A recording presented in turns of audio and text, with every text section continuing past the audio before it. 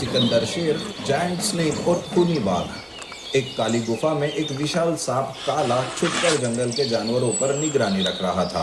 कुछ जानवर रात के अंधेरे में घर लौट रहे थे कि तभी काला उन पर हमला बोल देता है और उन्हें उठाकर खूनी बाघ के सामने रख देता है।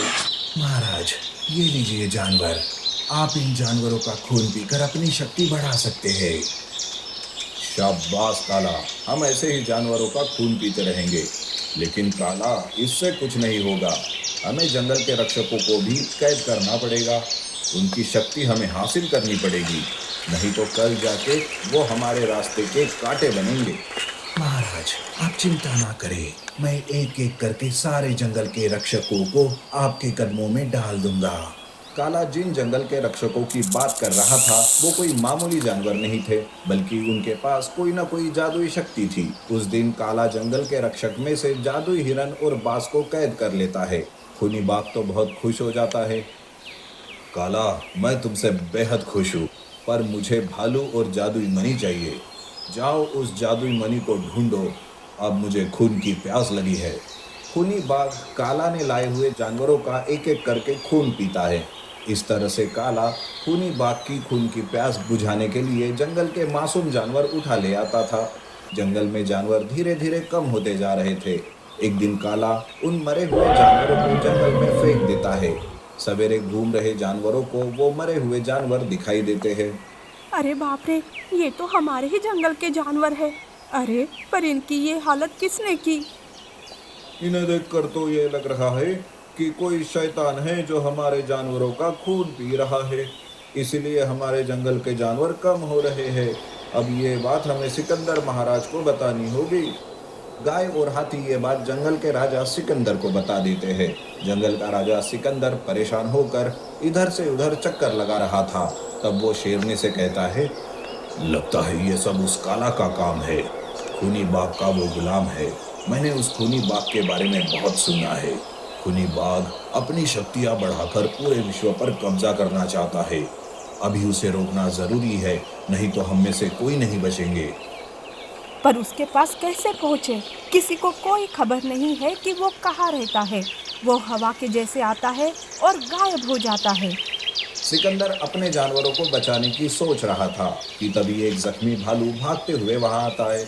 खूनी बाघ, खूनी बाघ, काला, उसे मारने का एक ही रास्ता है, एक ही रास्ता।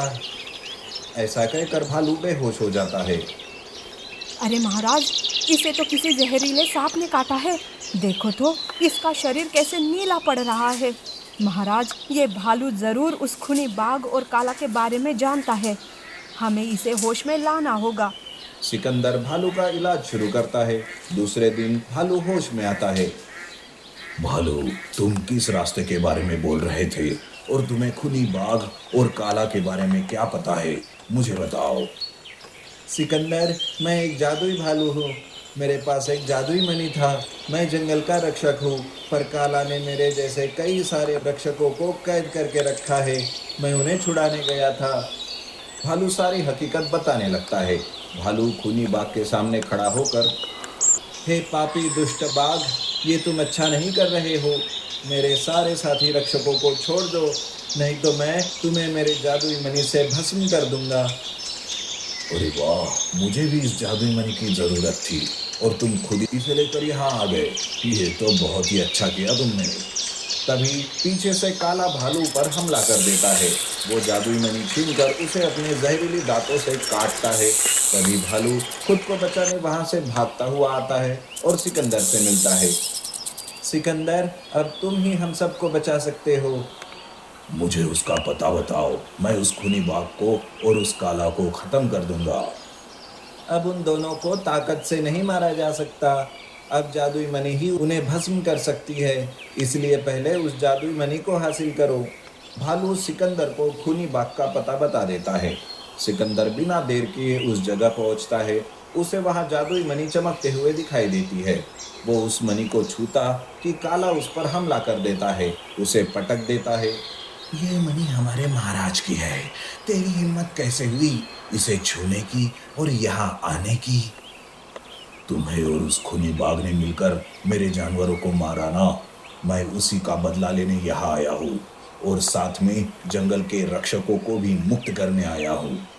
काला गुस्से से सिकंदर पर हमला करने जाता है, पर सिकंदर तेजी से बचता रहता है। थोड़ी देर में ही खूनी बाघ भी वहां आ जाता है। काला, ये सिकंदर बचना नहीं चाहिए, इसे मनी से दूर कर दो, जान से मार दो इसे।